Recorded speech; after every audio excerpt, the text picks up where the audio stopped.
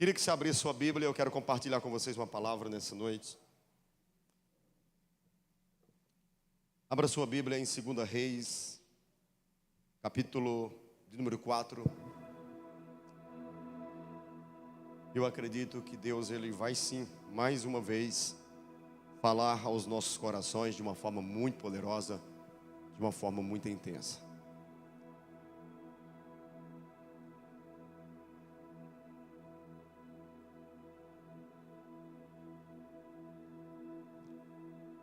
Segunda Reis, capítulo de número 4.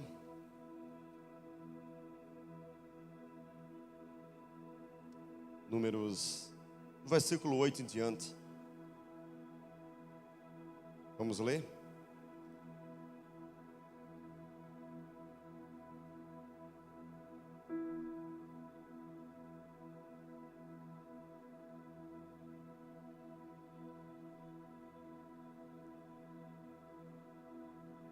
Vamos lá? Certo dia Eliseu passou por Sunem, onde morava uma mulher rica, e insistiu para que ele ficasse para uma refeição. Assim, todas as vezes que passava por lá, entrava para fazer uma refeição. Ela disse ao seu marido: vejo que este que passa sempre por aqui é um santo homem de Deus. Vamos fazer um quarto pequeno no terraço da casa e colocar nele uma cama, uma mesa, uma cadeira e uma lamparina. Assim, quando ele vier à nossa casa, poderá ficar ali. Um dia, vindo o profeta para ali, retirou-se para o quarto e se deitou. Então disse ao seu servo Geazim: vá chamar essa sunamita. Ele a chamou, e ela se pôs diante do profeta. Este tinha dito a Geazim que dissesse a ela: a senhora nos tem tratado com muito cuidado. O que podemos fazer pela senhora? Podemos falar em seu favor junto ao rei ou ao comandante do exército? Ela havia respondido: eu estou bem, vivendo do meu povo. Então o profeta perguntou a Geazim: o que se pode fazer por ela? Geazim respondeu: ora, ela não tem filhos, e o marido dela é velho. Eliseu disse: vá chamá-la. Ele a chamou, ela se pôs à porta. Então o profeta disse à mulher: por esse tempo, daqui a um ano, você terá um filho nos braços. Ela disse: não, meu senhor, homem de Deus, não mintas para a tua serva. A mulher engravidou, e no ano seguinte, no tempo determinado, deu à luz um filho, como Eliseu a tinha dito. O menino cresceu e certo dia foi encontrar-se com o seu pai, que estava no campo com os cefeiros. De repente ele disse a seu pai: ai, a minha cabeça, a minha cabeça. Então o pai disse aos seus servos: leve-o à sua mãe. Ele o tomou e o levou para a mãe. O menino ficou deitado no colo dela até o meio-dia, então morreu. Ela subiu e deitou-o sobre a cama do homem de Deus, fechou a porta e saiu. Chamou o marido e lhe disse: mande-me um dos servos e uma das jumentas. Preciso ir depressa falar com o homem de Deus e voltar. O marido perguntou: por que você quer falar com ele? Por que você quer falar com ele hoje? Não é dia de festa da lua nova, nem sábado. Ela respondeu: não faz mal. Então ela mandou preparar a jumenta e disse ao servo: pegue as rédeas e vamos. Não diminua a marcha, a não ser quando eu disser. E assim ela partiu e foi falar com o homem de Deus no Monte Carmelo. Ao vê-la de longe, o homem de Deus disse a Geazim, seu servo: veja, é a sunamita. Corra ao seu encontro e pergunte a ela: vai tudo bem com você, com o seu marido, com o menino? Ela respondeu: vai tudo bem. Quando ela chegou ao homem de Deus no monte, agarrou-se aos pés dele.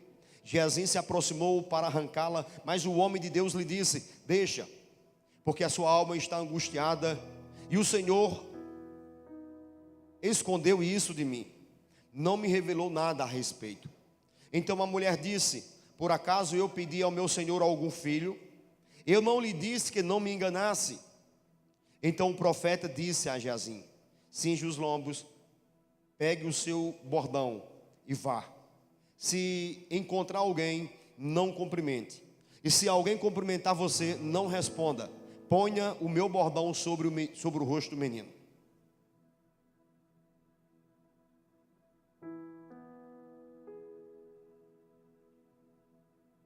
Versículo 36. Então Eliseu chamou Geazi e disse: chame a sunamita. Ele a chamou. Quando ela chegou, Eliseu disse: pegue o seu filho. Ela entrou, lançou-se aos pés de Eliseu e prostou-se em terra, pegou o seu filho e saiu.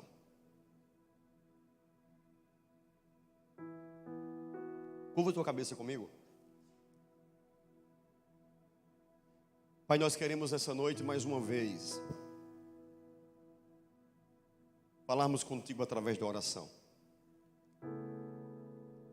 Tu és aquele que sonda a mente e coração. Tu és aquele que conhece o nosso deitar e o nosso levantar. Tu és aquele que nos diz o profeta, que nos diz o salmista, que ainda a palavra não nos chegou à língua e tu as conheces. Aqui estão os teus filhos nesta noite, aqui está a tua igreja nesta noite. Fala conosco nessa noite. Fala ao mais profundo dos corações nessa noite. Traz para nós orientações. Traz para nós direção nessa noite. Que nesta noite o teu Espírito fale ao mais profundo da nossa alma. Porque nós entendemos que tu és aquele que fala. Nós entendemos que tu és aquele que se revela. Nós entendemos que não somos órfãos, que nós temos um Pai. E que tu falas conosco. Que tu se revelas a nós. E nós te pedimos, fala conosco nessa noite. Fala com teus filhos nesta noite. Que esta palavra consiga trazer luz. Que esta palavra nos leve a vivermos algo muito melhor diante de ti. Eu te oro nesta noite. Que teu Espírito opere de uma forma intensa e poderosa. Que as mentes e corações estejam totalmente atentos àquilo que será dito. E que o Senhor use a minha vida como um canal, como um profeta, para trazer orientações nesta noite para a tua igreja. E você diz amém. E liga as luzes, abaixa as luzes ali.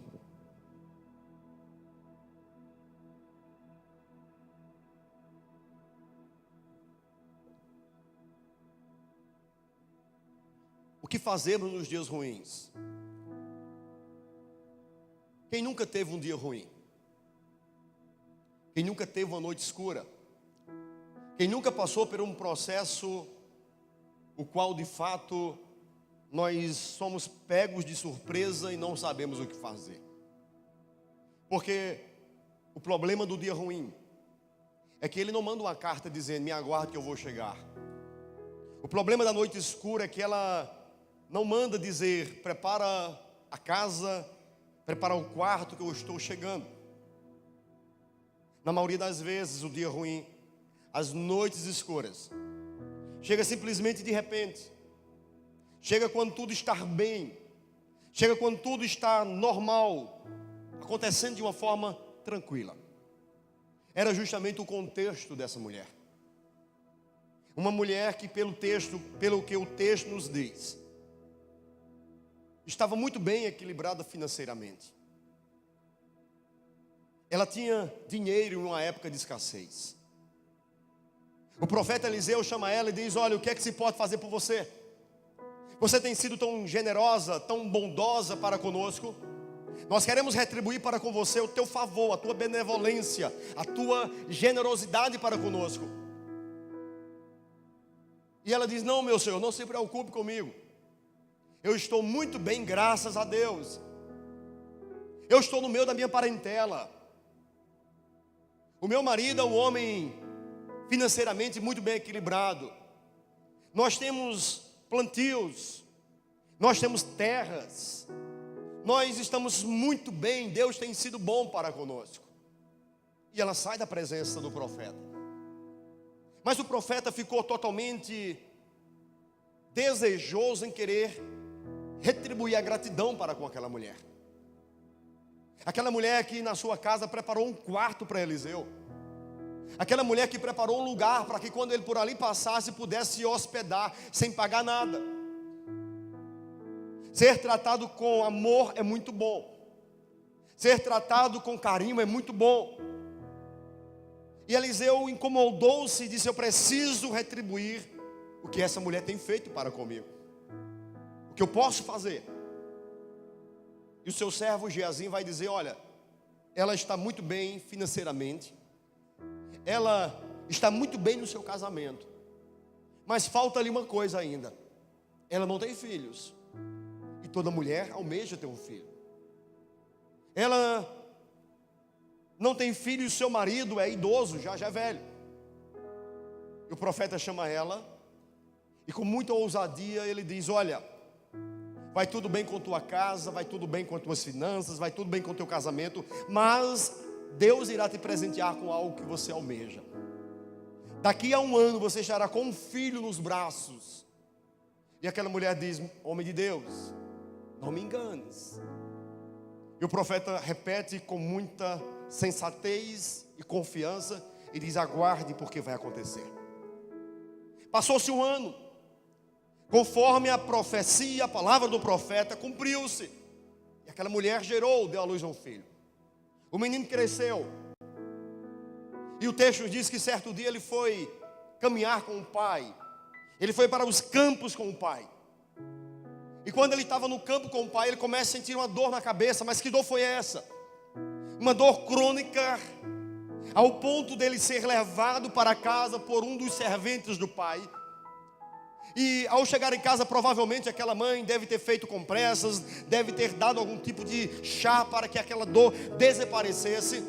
Mas por mais que a mãe fosse atenciosa e cuidadosa, a dor foi tão crônica que levou a criança ao óbito.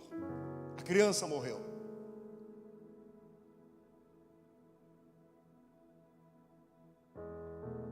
E naquele momento que a criança morre, aquela mulher, ela manda chamar o marido. E ela diz: homem, meu marido, prepare-se para mim uma carruagem, porque eu preciso ir falar com o homem de Deus. E ele diz: mas hoje não é dia de festa da lua nova, nem tampouco sábado. Não importa, eu preciso falar com ele. E preparou a carruagem. Ela chega para o homem, para o seu servo, e diz: olha, você não vai se deter, você não vai conversar, você não vai parar. Nós iremos caminhar a passos largos, você não vai se deter, a não ser que eu te mande. E ela vai no processo e ela chega no monte aonde se encontrava o profeta Eliseu. E quando ela chega diante do profeta Eliseu, Geazi vai ao encontro dela e diz: o que foi que te trouxe a esse local? Está tudo bem contigo, com tua casa, com teu esposo, com teu filho? Geazi, está tudo bem, sai do meio. Eu quero falar com o profeta Eliseu. Quando chega diante do profeta Eliseu, ela se agarra nas pernas do profeta. E agora ela começa a chorar, ela começa a se derramar. E naquele momento de choro ela diz: eu não falei que você não me enganasse. Meu filho está morto, homem de Deus. E naquele momento o profeta manda Geazi. Geazi não consegue ressuscitar. O profeta vai até a casa da viúva, ou melhor, a casa dessa mulher, e ora por aquele menino. E acontece o milagre. O filho que estava morto ressuscitou. E ele pega o menino pela mão e diz: eis aqui a tua bênção, volta para casa. Dentre tantas histórias dramáticas que nós lemos nas escrituras, essa é uma história que literalmente tem um final feliz. Porque essa mulher, ela se deparou com uma noite escura, ela se deparou com dias ruins, mas ela obteve a vitória. Ela conseguiu ultrapassar, ela conseguiu ter vitória, ela conseguiu ter sucesso diante dessas noites escuras. O choro durou uma noite, mas a alegria veio pela manhã. E quando eu leio esse texto, essa história, eu aprendo algumas lições. O que fazermos diante dos dias ruins? O que fazemos para termos vitória? O que fazemos para ter o sucesso? O que fazemos para ter a mão de Deus nos socorrendo em dias onde infelizmente as noites são escuras? Eu entendo que, em primeiro lugar,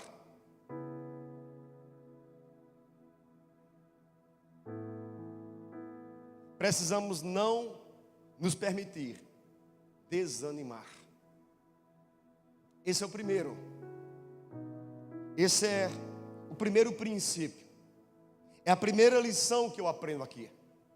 Diante de problemas gigantescos, diante de noites escuras, diante de dias maus, nós precisamos entender que precisamos não nos permitir desanimar.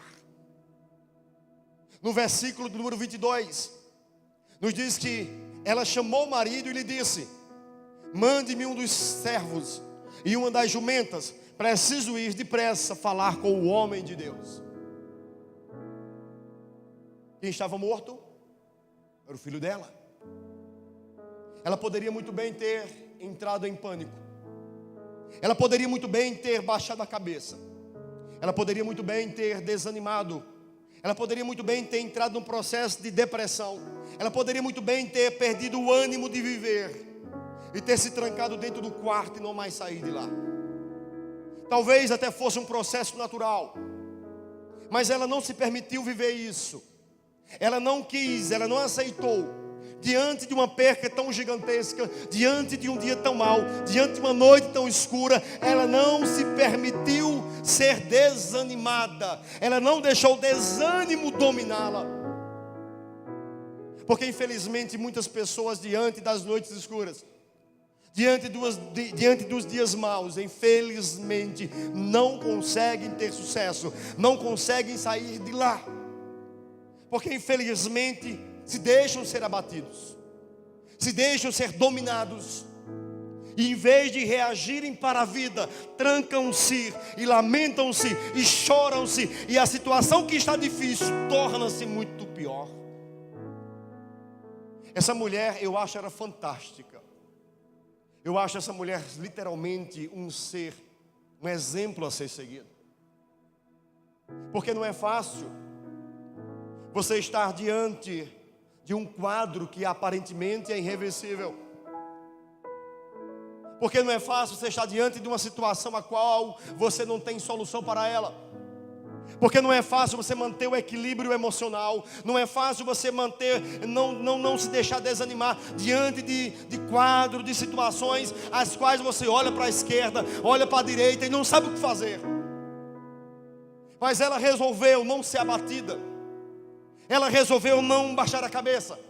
Ela resolveu simplesmente, mesmo estando diante de um quadro tão doloroso, mesmo o dia mau, tendo invadido a casa dela, adentrado dentro da casa dela, sem pedir permissão, mas mesmo assim, ela manteve o ânimo, ela não se permitiu ser desanimada. Ela manteve, ela chamou o marido e disse: eu preciso sair, eu preciso agir. Eu preciso fazer algo.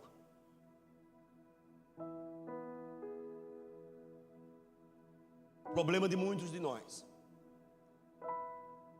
é que quando o dia mau vem, nós reagimos totalmente diferente a essa mulher. O problema de nós é que quando a noite escura vem, quando o sol não brilha, nós, em vez de reagirmos para a vida, nós ficamos trancados dentro de casa lamentando, apenas chorando, e não erguemos, não agimos, não procuramos a solução. Ela entendia que dentro de casa ela não iria fazer nada. Ela entendeu que ficar lamentando a perca não iria resolver nada. Ela entendeu que precisaria agir. Ela precisava ser proativa. Ela precisava sair da sua zona de conforto. Ela precisava procurar a solução. E ela sabia que ficar dentro, trancada, desanimada, não iria facilitar a vida dela. O problema que chegou iria se multiplicar. E você? Como você tem reagido? Como nós reagimos quando o dia mau chega e entra na nossa vida? Quando a notícia chega, quando somos pegos com notícias as quais não estávamos aguardando, como reagimos? Choramos? Perdemos o ânimo de viver? Falamos para nós mesmos que não tem mais condições ou possibilidades? Como nós reagimos? Como você reage? E muitas pessoas, infelizmente, não conseguem ter a vitória que Deus já preparou. Algumas histórias de algumas pessoas não têm um final feliz. Não é porque Deus não queira, é porque falta-nos a iniciativa. Falta-nos entendermos que há processos na vida que somente nós iremos fazer. Quando Jesus chegou lá diante de Marta e Maria, no sepultamento de Lázaro, Jesus, que poderia, como um laser, direcionar o seu dedo e remover a pedra, ele não fez isso.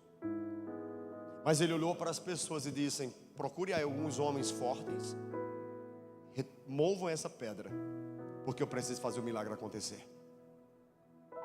Antes do milagre, vem uma ação, vem a nossa parte, se levantar, esforçar, tirar a pedra, se mover, procurar alternativas. O nosso problema é o mesmo problema de Marta. Quando Jesus chegou na casa de Marta e Maria, isso agora em Lucas 10, o texto nos diz que Marta estava preparando uma comida, preocupada com os afazeres para agradar Jesus. Enquanto isso, Maria ficou na sala ouvindo Jesus. Aí Marta incomodou-se com aquela situação, dirige-se a Jesus e diz: mestre, não te importa que enquanto eu trabalho, Maria fica aí sentada e não vem me ajudar? Não era responsabilidade de Jesus mandar Maria trabalhar. Jesus é um ser educado. A casa era delas. Se Marta tinha um problema para resolver, não era com Jesus, era com Maria. Ela deveria ter se dirigido a Maria e dizer: Maria, levanta-te e vem me ajudar. Não dirigir-se a Jesus e questioná-lo o fato de Maria estar ali. O que eu quero dizer com isso? Que às vezes nós ficamos reclamando com Deus, quando a responsabilidade é nossa, de tomar iniciativa, de chamar o outro no quadrado, de conversar com ele, dizer: ó, vamos agir, vamos trabalhar, sai da zona de conforto, a situação está difícil, temos que de fato ter uma iniciativa. Então, se nós precisamos ter vitória em dias maus, nós precisamos entender que não podemos deixar o desânimo nos desanimar. Esse é o primeiro processo, e que se porventura falharmos nesse primeiro processo, nós iremos ficar atolados dentro de um lodo, de uma areia movediça, que quanto mais nos movemos, mais infelizmente atolamos. Segundo, precisamos manter o controle das situações. Diante de dias escuros, de noites escuras, precisamos manter o controle da situação. 2 Reis capítulo 23, 4:23. O marido perguntou: por que você quer falar com ele hoje? Não é dia de festa da lua nova, nem sábado. Ela respondeu: não faz mal. O que é manter o controle? Essa mulher estava com seu filho morto em casa. A situação não estava boa. O filho estava morto. Mas mesmo o filho estando morto, ela não deixa transparecer para o marido que estava ruim. Essa mulher manteve um equilíbrio emocional tão grande, mas tão gigantesco, que em todas as escrituras são poucas pessoas que eu encontro com o equilíbrio que ela tem. Porque seria natural ela ter saído gritando: meu marido, José, vem cá, José, corre, me ajuda, o menino morreu. Mas ela não fez isso. Diante da noite escura, ela respira, ela mantém um equilíbrio, ela mantém o controle da situação, ela chama o marido, ela não contamina o marido, ela não tira a paz do marido, ela não transmite o desespero para o marido, não, ela mantém a situação e diz: meu marido, olha, prepara a carruagem para mim, eu preciso ter com o profeta Eliseu. Mas o que está acontecendo? Não se preocupe, está tudo em paz, eu vou resolver a situação e está tudo em paz. Isso é equilíbrio emocional. Isso é você saber lidar diante de situações as quais precisa gerenciamento intelectual, é gerenciamento emocional, é entender que perder a cabeça, perder o equilíbrio não vai levar ninguém a lugar nenhum. Manter o equilíbrio, ser sensato, sensata. Existe um ditado popular que diz que mente que não pensa, o corpo... Mente que não pensa, o corpo padece. O dia mau chegou, o desespero chegou. Mantenha o equilíbrio. Mantenha o equilíbrio da situação. Mantenha o controle diante da situação. Começa a pensar. Começa a sair, a procurar alternativas. Começa a enxergar coisas que os outros não estão enxergando. Começa a encontrar alternativas, porque sempre vai existir alternativas.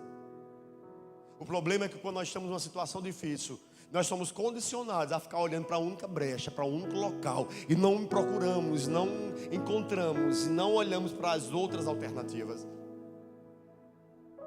Tinha um brinquedinho que eu comprei, que era umas... Como é que eu posso me expressar aqui? Eram umas argolas dentro de outras argolas. E você tinha que tirar aquele brinquedo de dentro. E parecia impossível, ou parece impossível tirar. É uma argola dentro de outra argola.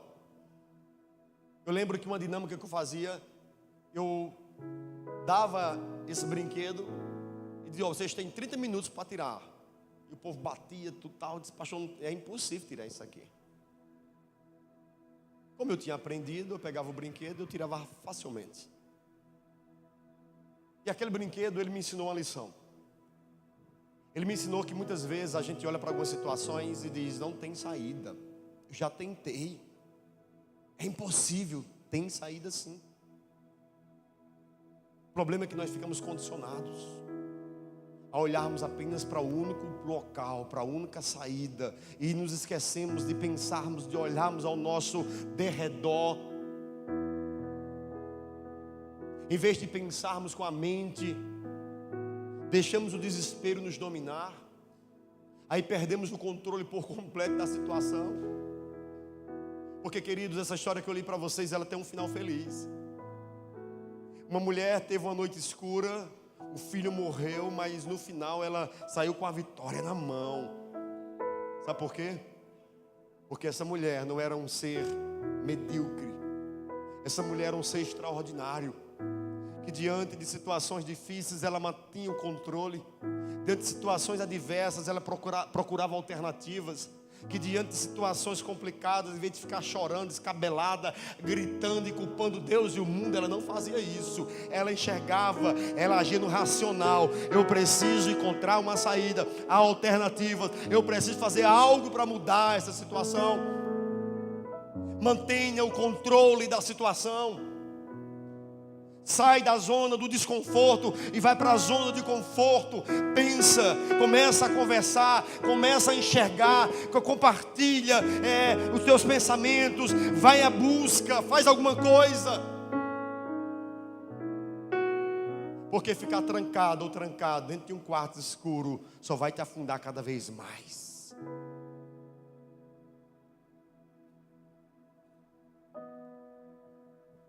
Terceiro,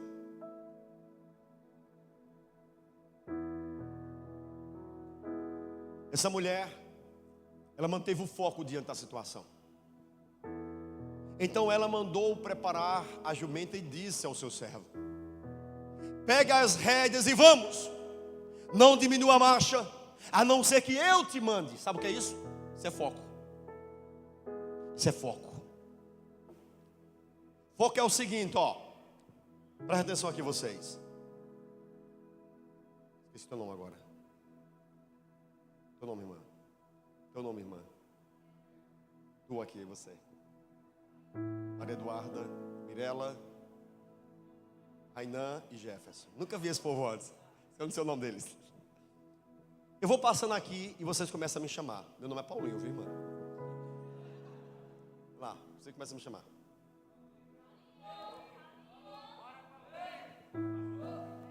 Bora, bora.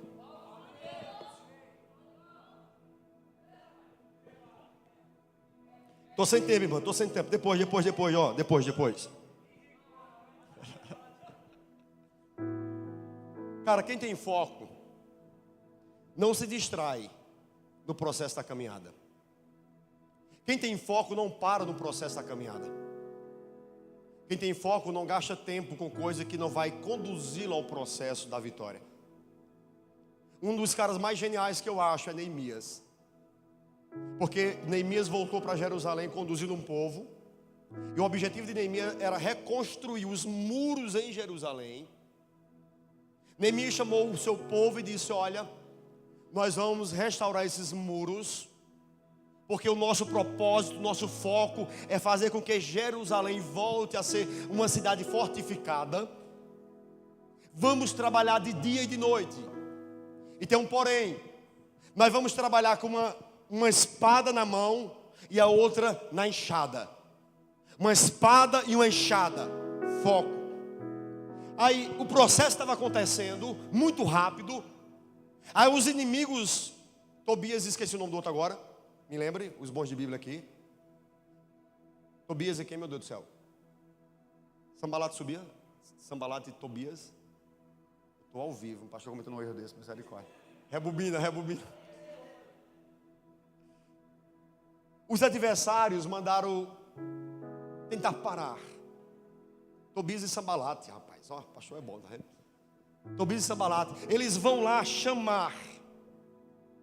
Ó, vamos parar. Vamos diminuir o processo da construção do templo, dos muros. E eles fazem um complô entre eles. Eles criam ideias, alternativas. E uma alternativa era o seguinte: olha, faz o seguinte. O líder da construção é Neemias. Vai lá, não está Neemias, e diz: Neemias, vem cá. Porque a gente tirando o líder, eles vão parar. Quando eles foram chamar: olha, Sambalat e Tobias estão te chamando lá. Sabe qual foi a resposta dele? Diz lá a Sambalat e Tobias que eu estou empenhado em uma grande obra, de modo que eu não posso parar. Diga lá que eu não vou não, porque eu estou empenhado em uma grande obra, de modo que eu não posso parar. Isso é foco. Isso é entender aonde o sapato está apertando e dizer: não, irmão, ó, dá licença, mas eu estou num propósito com Deus aqui e eu não posso parar de maneira alguma. Sabe por que ela disse para o seu servo: não te detenhas, mantenha a marcha? Porque ela, melhor do que ninguém, sabia aonde o sapato estava apertando. Ela sabia o que ela precisava. Ela sabia onde estava a alternativa. Ela sabia o que ela deveria fazer. E diante desse foco, ela manteve o equilíbrio, a força, a marcha, a caminhada, a busca. Mas sabe qual é o nosso problema? É que nós somos péssimos de manter o foco. A gente precisa de algo. E a gente sabe onde encontrar. A gente sabe onde está a solução. A gente sabe onde está a saída. Mas a gente não vai lá buscar. A gente não insiste em oração. A gente não insiste na consagração. A gente não insiste na busca. A gente não mantém o foco. A gente desiste com muita facilidade. A gente ora um dia e se esquece de orar.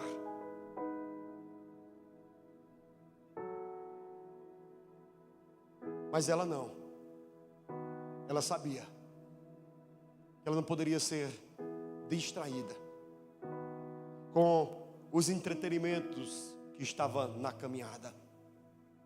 Eu vejo muita gente boa, mas que infelizmente não obtém a vitória que deseja, porque com muita facilidade se encanta com os entretenimentos da caminhada. Para com muita facilidade, desiste com muita facilidade e não obtém os processos que merece.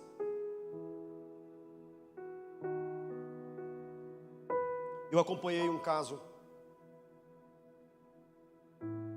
de um casal novo, e houve um processo nesse casamento, e o marido saiu de casa. O marido saiu de casa e disse: eu não quero mais, quero o meu divórcio. Alugou um apartamento, mobiliou o apartamento, comprou um carro zero, final de semana viajava, e a esposa disse: eu não vou desistir do meu casamento. E ele não queria de forma alguma, e ela disse: eu não vou desistir desse casamento.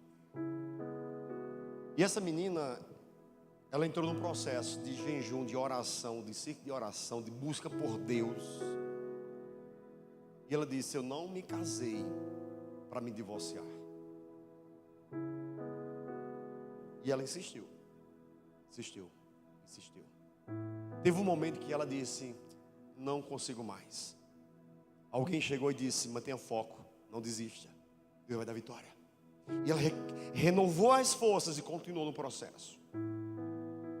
Resultado: é uma família hoje linda, são muito prósperos em todas as áreas da vida deles, uma reca de menino. E às vezes que eu vou lá visitá-los, eu olho para ela e digo: cara, manter o foco é o segredo de muitas vitórias. Não desistir diante dos processos negativos é o segredo de muitas vitórias. É justamente isso que ela faz. Nós lemos que ela, de fato, no final da história, ela conseguiu. Porque diante desse processo, ela manteve. Se nós tivéssemos o poder de ressuscitar, eu convidaria essa mulher para testemunhar para vocês aqui. Eu diria: irmã fulana de tal, você vai testemunhar no galpão, para incentivar aquele povo, motivar aquele povo a não desistirem diante das noites escuras. E eu tenho certeza absoluta, queria dizer: meus irmãos galponenses, mantenham foco diante das vitórias, das conquistas, das tribulações, diante do processo. Mantenham foco, porque sem foco ninguém chega a lugar nenhum. E em quarto lugar, essa mulher teve vitória. Ela venceu o processo porque ela procurou uma pessoa cheia de Deus para ajudá-la. Versículo 25. E assim ela partiu e foi falar com o homem de Deus no Monte Carmelo. Ao vê-la de longe, o homem de Deus disse a Geazi, seu servo: veja o que é uma mulher extraordinária. Cara, essa mulher é fantástica. Essa mulher é fantástica. Quando Geazi chega para ela, porque Eliseu, quando vê ela de longe, diz: olha, vai lá, é a sunamita que vem ali. Vai conversar com ela e ver o que é que ela quer. Quando Geazi chega lá e diz: posso te ajudar? Você quer conversar comigo? Está tudo bem com você? Aquela mulher olhou e disse: está tudo bem, meu querido, vai passando. Sai de cena. Irmão, tudo bem com teu marido? Está tudo bem. Com teu filho? Tudo bem. Sabe por que ela disse: está tudo bem? Porque essa mulher é extraordinária. Não perdia tempo com quem não tem nada para lhe oferecer. Vai ver quem era Geazi na Bíblia. Geazi era um servo incrédulo que nunca fez um milagre. Contava os milagres de Eliseu, mas nunca fez um milagre na vida. Ela sabia disso. Ela sabia que não valeria a pena perder tempo com quem não tem nada ali a oferecer. Ela sabia que conversar com pessoas que não têm mió, que não têm juízo, que não sabem orientar, que não têm voz de Deus, não iria valer a pena. Mas quando chega diante de alguém que pode ajudá-la, que tem contato com Deus, diante de um homem de Deus, de uma mulher de Deus, aí sim ela se joga, e ela abre o coração, e ela derrama, e ela chora, e ela pede ajuda. Precisamos abrir sim o nosso coração, conversar com homens e mulheres de Deus, não com tagarelas ou fuxiqueiros ou fuxiqueiras que pega a tua conversa e transmite para 10 e não traz resposta ou alternativas ou soluções para a nossa vida. Mas ela conversava com quem poderia ajudá-la. Conversar é uma das coisas mais extraordinárias que Deus deixou. A conversa é terapêutica. A conversa, ela levanta, ela orienta. Mas quando nós conversamos com as pessoas certas, quando nós abrimos nosso coração para as pessoas certas. Então, essa mulher extraordinária, ela obteve vitória. Ela voltou para casa com vitória. Porque de fato ela entendia: eu preciso falar com alguém. Eu preciso ouvir Deus me orientar. Eu preciso um conselho de Deus. Mas não vai ser com a fofoqueira da rua. Não vai ser com o fofoqueiro da rua. Vai ser com um homem de Deus, uma mulher de Deus. Deus usa pessoas. Então, diante de processos os quais você não sabe o que fazer, procura homens e mulheres de Deus. Que você possa conversar. Que você possa ouvir Deus te orientar. Uma vez ouvi o pastor Ricardo Goldin, ele dizendo: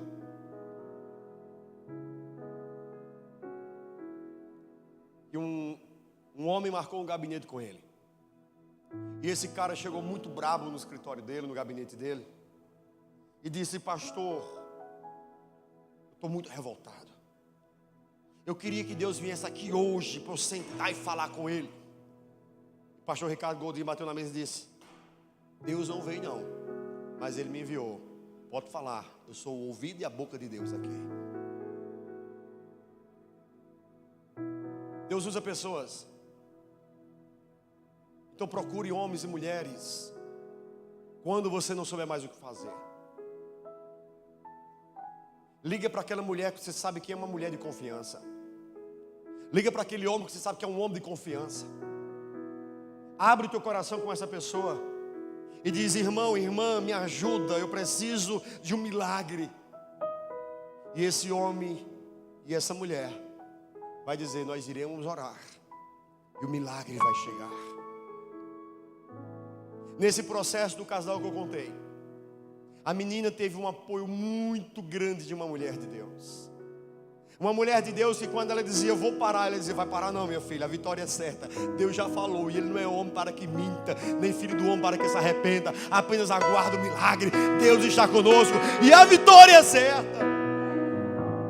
Precisamos nos alimentar, procurando conselhos certos, orientações certas, para que as portas se abram, para que o dia mau vá embora, para que o sol venha raiar sobre nós. Eu não sei como é que você chegou nessa noite. E talvez o processo do pastor Gladson não chegar não tenha sido irresponsabilidade, não tenha sido simplesmente Deus dizendo: não é ele, é eu que quero falar com meu filho, com a minha filha hoje. Então transmita isso.